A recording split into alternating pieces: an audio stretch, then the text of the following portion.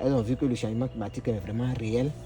Voilà, donc elles ont vraiment adhéré pour qu'ensemble nous puissions trouver des solutions pour pouvoir remédier à cette phase de changement climatique-là. Le projet NBS Forêt guinéenne veut, à travers ses activités, atteindre 3 objectifs spécifiques. Le premier objectif, ça sera d'améliorer le leadership des femmes. Le deuxième objectif spécifique que nous allons atteindre, c'est de pouvoir accroître la restauration des forêts dégradées et des habitats clés qui ont été détruits. Et le troisième objectif, ça sera d'augmenter les investissements en lien avec toutes les activités qui font la promotion de la biodiversité, de l'adaptation au changement climatique, mais ayant un point sensible sur le genre. So I have to point out here, for us, it's very important to get the community to work with us on this project. It is not possible for us to come every week. So we appreciate the women's enthusiasm to help us with the project, and also Michelle, that's been dedicated in traveling every week to collect the samples from the community women. So every 3 months we will be back in Cotawa to collect the samples, to ship them up to Canada, where they will be barcoded and sequenced.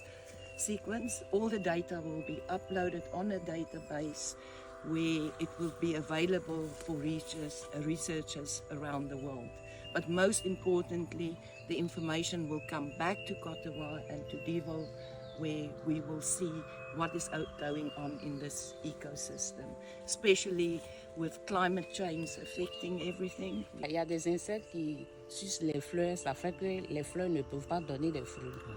Donc si ces insectes-là sont détectés, demain on peut avoir des projets, on peut avoir des solutions à ces insectes-là. Et puis ça va permettre une bonne production, une bonne récolte à nos cultures. C'est ce que nous faisons, c'est de ça nous vivons. C'est de ça nous vivons. Bon, on a vu après que quand on plante aujourd'hui, ça ne réussit pas. Soit c'est les bêtes, les insectes qui nous fatiguent. Ils détruisent nos cultures. Souvent aussi, il y a le temps qui n'est pas favorable. Et ça fait qu'on ne sait pas au juste comment faire. On ne sait pas quand on doit planter.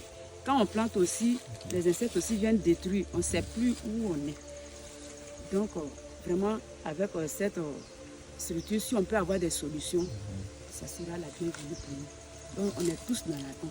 Nous qui sommes au champ, on cultive, on a des difficultés, on a dit, bon, il y a des mamans aussi qui n'ont pas d'activité concrète. Donc, si ce projet est peu élargi, ça va les permettre de pouvoir faire quelque chose dans leur vie et puis pouvoir se diversifier et puis s'épanouir.